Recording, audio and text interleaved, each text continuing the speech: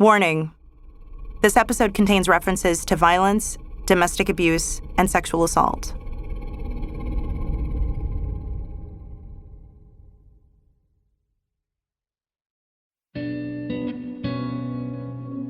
There's a fire in the women of my family. Maybe it's because they're born in the land of volcanoes. Or maybe it's because it's what they have to be to survive. But every single one of them is like a character from a Garcia Marquez novel. They burn hot. And no one burns hotter than my tía Vilma. Yo desde chiquita he sido malcriada, rebelde, brincona. Todo lo he tenido. My tía Vilma describes herself as bratty, rebellious, and spirited, which I would say is putting it mildly. She's the kind of person who takes shit from no one. And I think the best way to understand who she is through a story she told me about when she and her sister, my tía Margarita, were young girls. Una vez nos halló bailando en el cuarto con la Margarita. Nosotros estamos bailando una canción que se llama... ¿Cómo se llama, hombre? La charamuca, parece que era la charamuca. Que decía, bailando charamuca. Y nosotros en lo mejor de bailar arriba de la mesa. Y mi papá dentro. Their father came home to find the two young girls dancing on the kitchen table to a song on the radio. He was an abusive drunk. As soon as he saw them, they stopped. But he said, "Oh, so you like dancing? Get up and dance for me. Margarita, you first." No, le dijo ella. ¿Y por qué no quiere bailar? Le dijo. Y no estaba bailando, pues le dijo, bailame ahora a mí, le dijo. Margarita didn't want to, but her father warned her, "If you don't dance for me, I'm going to beat you." Si no me bailas, le dijo, te voy a pegar, le dijo. Le dijo él, ¿verdad?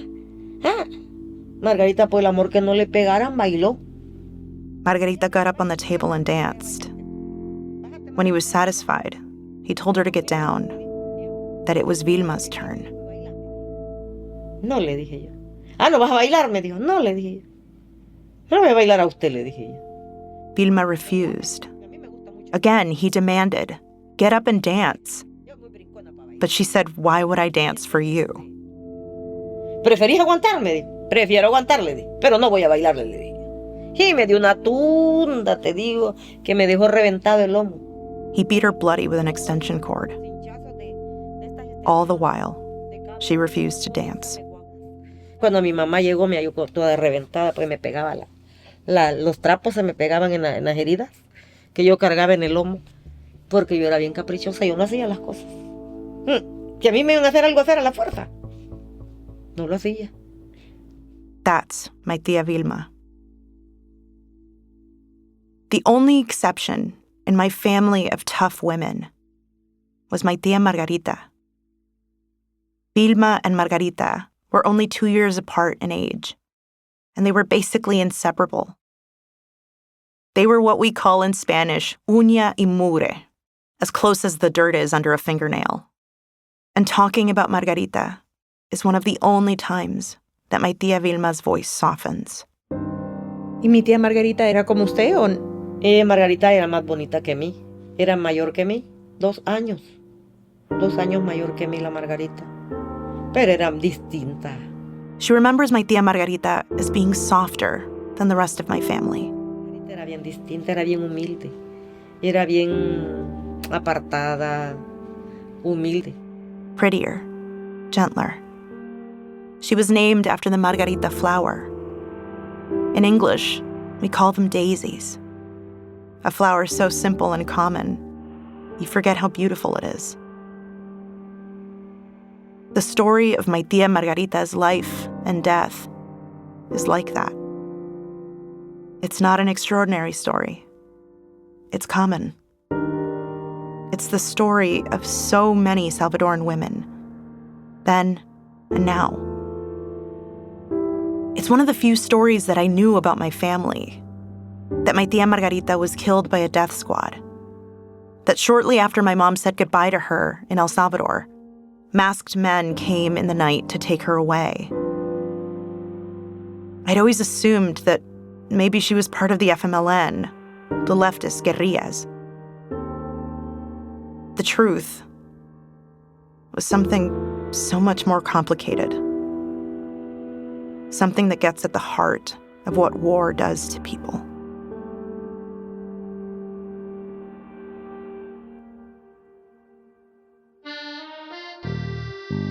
I'm Jasmine Romero, and this is Sacred Scandal Season 3, Nation of Saints.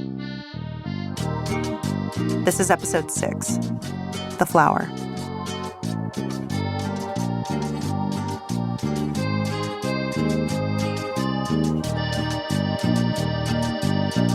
We'll be right back.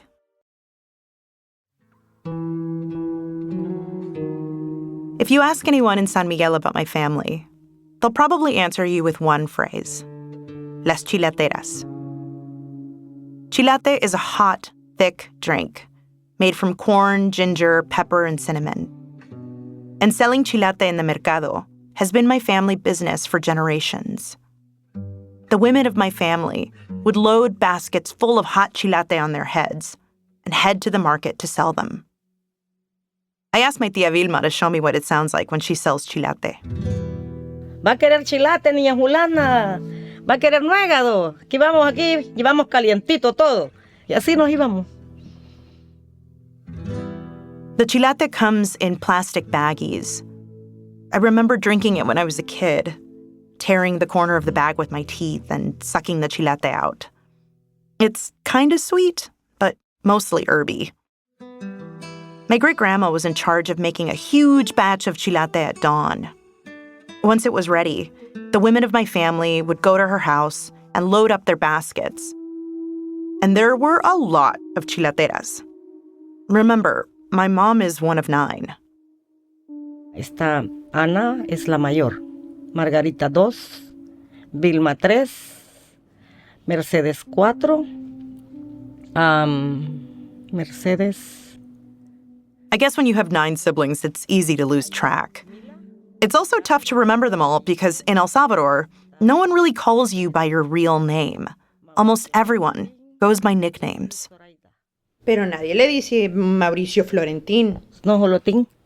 Y nadie le dice Teresa de Jesús. Ah, la Chus. Roxana becomes Chana, Maria de Jesus becomes Chus. You get the picture.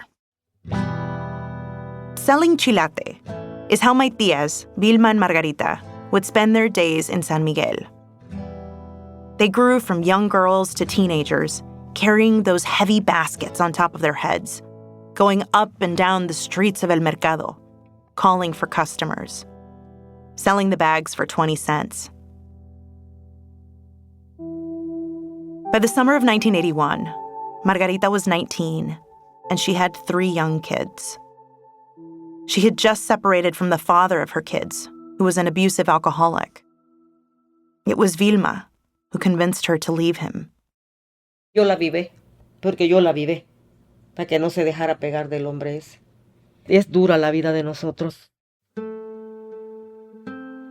At the time, Vilma was 17 and dating a guy named El Pájaro, the bird. His real name was Walter, but everyone just called him El Pájaro. I suspect it's because he had a big nose. El Pájaro's family had all left for the U.S., so he had his place all to himself. It was kind of a crash pad, where friends would party before going to dances in town. So he told Margarita that she could stay there. Margarita moved in, and soon she met one of El Pájaro's best friends, a guy named Charra. The two of them hit it off and started dating.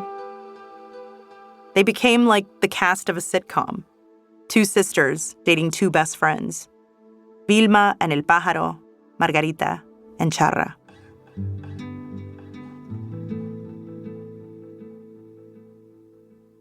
The girls would spend their days in the mercado, but at night, they danced. Después de vender, nos veníamos a bañar, a cambiarnos y nos íbamos para el baile. To this day, my tía Vilma loves to dance. She'll dance anywhere, at any time, for any reason. And I love to watch her dance. That fall, one of her favorite singers was in town, Maria Chacona. Y le dije yo a ella, antes de irnos para el baile, porque nos enculaba andar en los bailes. Y había baile en las casas nuevas y en la comunal ese día. Y vámonos, le dije yo, porque ya va a empezar el baile de María Chacona. A las 2 de la tarde empieza, apúrate, cambiate, bañémonos y vámonos, le dije. Vilma was 8 months pregnant, but that wasn't going to stop her from going to the dance. Y yo con la gran barriga, pero a mí me enculaba andar bailando. O sea, yo en todo, hasta que paría dejaba de andar con los bailando. Y nos fuimos para ese baile. Para ese entonces estaba la guerrilla. By the fall of 1981, the war had started to trickle down into the streets. Every once in a while, there were shootouts in town. But for the most part, the combat was happening in the hills. And what does a 17-year-old care about politics and war anyway? My tias just wanted to do what all teenagers want to do. Party. Pero primero nos íbamos a tomar a la casa de él. Destapábamos unas botellotas de guaro macho, trenzuda nos hartábamos. They would go to El Pájaro's house to pregame and drink before heading to the dance. Now, I know it's not great that my tia Vilma was drinking while she was 8 months pregnant. It's easy to judge. But I try to have grace for someone who was 17, had never been to school, and didn't really know any better. On the night of November 14th, the 4 of them were pre-gaming at El Pájaro's house. But pre-gaming turned into just drinking, and pretty soon it was late at night, and my tia Vilma wasn't feeling so great. Me sentía yo mareada, le digo yo, vámonos, Málgara. Ay, no, me decía yo, no me quiero ir. Vámonos, hija, ya para la casa, ya estás muy tomada, vámonos para la casa. Vilma wanted to leave, to spend that night at my great-grandma's house. But Margarita wanted to stay. She wasn't ready for the night to end. They argued back and forth for a bit. But finally, Vilma gave up and left her there.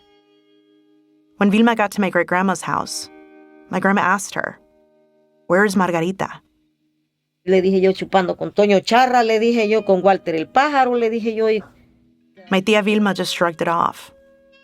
She told her, I tried to bring her, but she didn't want to come. No se quiso venir, yo la quería traer y no se quiso venir. ¿Y qué tal si le pasa algo a la otra cabrona? Me dijo mi abuelita. Y le dije yo, bueno, pues, le dije, que por su gusto muere, que lo entierren parado, le dije yo. Mi dicho que yo hice. My grandma was worried that something would happen to Margarita.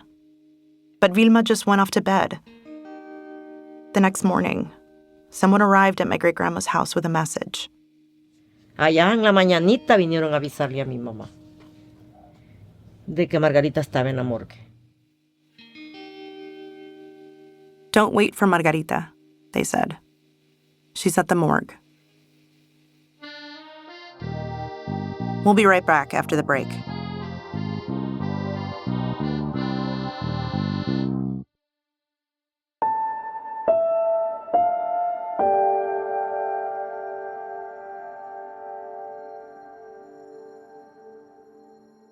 Mi tía Margarita, ¿cómo era? Era bien bonita. Era trabajadora. Que trabajaba.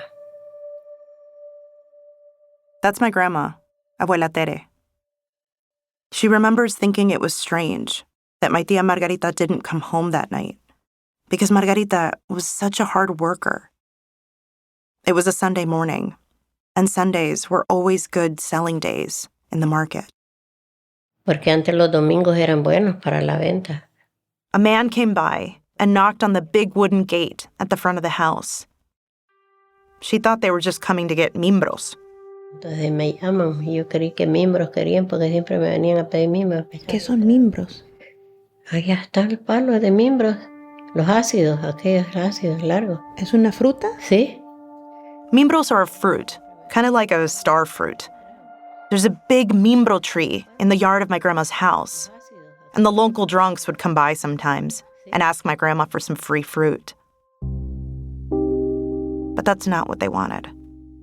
Ah, pues y me, Tere. Y ya salí yo, ¿qué juego? No esperes a tu hija, me dijo. Y eso le dije, ¿por qué? Anoche la fueron a sacar, me dijo. They told her that the National Guard had rounded up some people last night, and that Margarita was one of them. No, ella va a aparecer, le dije yo. Y yo me fui para el mercado siempre a vender. No me va a aparecer, decía yo, primero Dios, ella me va a aparecer. My grandma didn't believe it.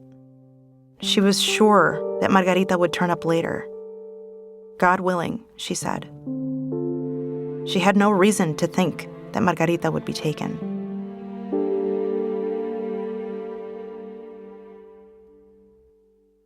To understand why my tia Margarita was killed, we have to talk about the death squads and why they existed in the first place. Earlier, we talked about how Roberto D'Aubuisson was central to the creation of Los Escuadrones de la Muerte, the death squads in El Salvador. These death squads were paramilitary groups that were not officially part of the government. They were usually comprised of soldiers, police officers, and National Guardsmen who were paid on the side to carry out operations at night. The alleged goal of these groups was to gather information, to find out who was part of the leftist guerrilla group that had declared war on the government, the FMLN. These were the same squads who were targeting priests, nuns, and religious workers all over the country. But their directives kept escalating, and their targets became more and more broad. First, it was the leftists. Then it was anyone who was helping the leftists. Then it was anyone sympathetic to the leftists. To gather the information they needed, the death squads would torture their victims. Once the information was extracted, they would kill the person with a mercy bullet through the temple and dump the body in a rural area. It's estimated that of the 75,000 people killed during the Civil War, 40,000 of them were killed by death squads. Not in combat, but in secret, taken from their homes in the dead of the night. This is what happened to my tia Margarita. The next morning, she was found on the side of the road, along with the bodies of Walter el Pájaro, her boyfriend Charra, and 2 other men. Y me fui. Pues ella estaba en la plancha, solo en Bloomer. Así que estaban los 4 hombres así en el suelo, ahí en la morgue, y ella en la plancha. My tia Vilma went with my grandmother to identify Margarita's body at the morgue. Mi hermana tenía como que si la habían torturado, tenía quemadas así como de cigarro en su brazo. Todo esto de aquí quemado, esto de aquí como ceñido que la habían tenido amarrada. Porque la policía antes eso decía, torturaban a la gente. Las amarraban de las manos en una silla y les ponían un como cincho aquí. Como un cincho y ahí les iban apretando. Margarita had cigarette burns on her arms and belt marks on her neck and wrists. My tia Vilma instantly understood where they came from. She had seen the chair where they tortured people. As part of her route selling chilate, she would stop by the local police precinct and sell to the cops. She'd been inside. Yo entraba, me daban permiso de entrar a vender y yo me metía a ese cuarto, donde estaba esa silla como que es para dentista. Como cuando le van a arrancar las muelas a uno y ahí está uno quieto. She said the chair looked like a dentist chair, but with leather straps hanging off the sides. But why would they have taken Margarita? She wasn't a political activist. She wasn't a union organizer. She was just a teenage girl. I'd always assumed that maybe she was secretly a part of the FMLN, or maybe her boyfriend Charra was. But the answer came to my tia Vilma there, at the morgue, while she was identifying her sister's body. Yo estuve allí en la morgue con mi mamá, ahí con la Margarita, cuando llegó la mamá del Toño Charra y dijo, va, la señora la mala palabra. Por este hija la gran puta, dijo, me mataron mi hijo, dijo. Charra's mother was there to identify her son. Crying over her son's body, she cursed Margarita, saying it was her fault that her son was killed. It wasn't until much later that Vilma understood what she meant. Dicen que la señora llamó a la guardia. Charra's mother didn't approve of his relationship with Margarita. To this day, no one's really sure why. But the story goes, it was Charra's mother who sent a tip to the National Guard. O sea, no quería a mi hermana que estuviera con su hijo, de brava, de venganza, porque quería que desaparecer a mi hermana para que no se le acercara a su hijo.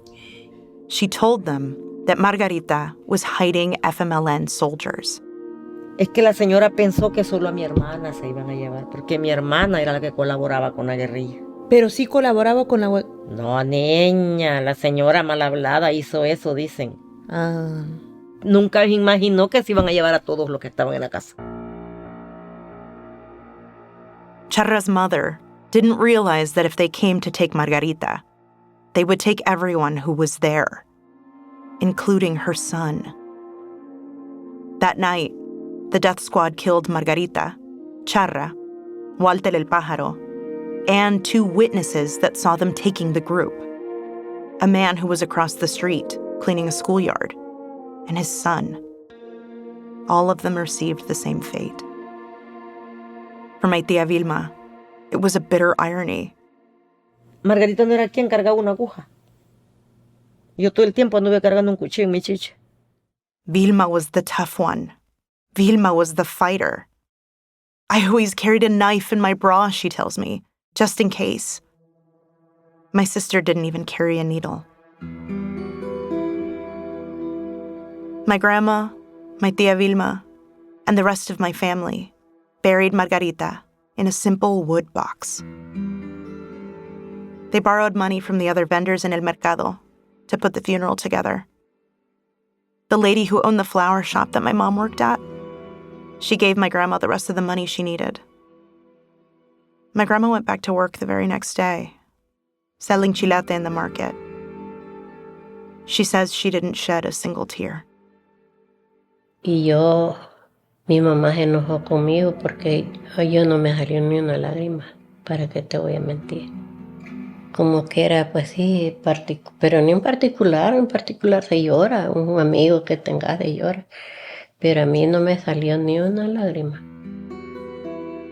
But my tía Vilma says my grandmother does cry for Margarita. Now, in her sleep. Por eso ella dormida grita, llora, dormida, porque ella no pudo desahogarse. No pudo desahogarse como madre ante su hija.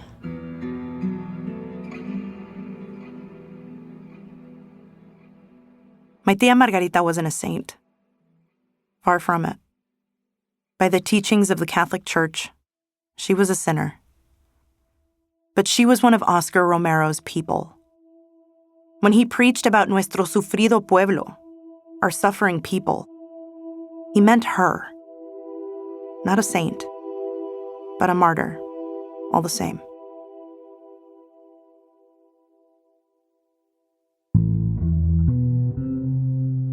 On the next episode, we'll talk about one of the most controversial moments from the war, one that people are still debating today. En El Mozote queda mucho que investigar. That's next time on Nation of Saints.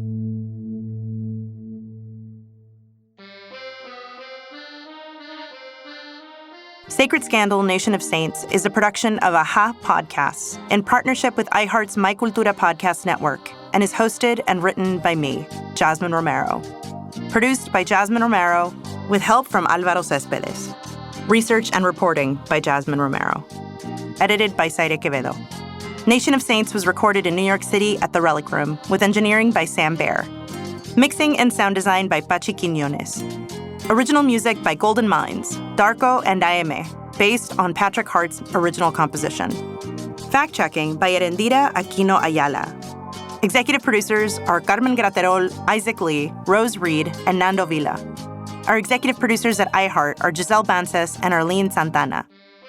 Sacred Scandal was created by Melanie Bartley and Paula Barros. Special thanks to Alice Wilder. For more podcasts, go to the iHeartRadio app or anywhere you listen to your favorite podcasts.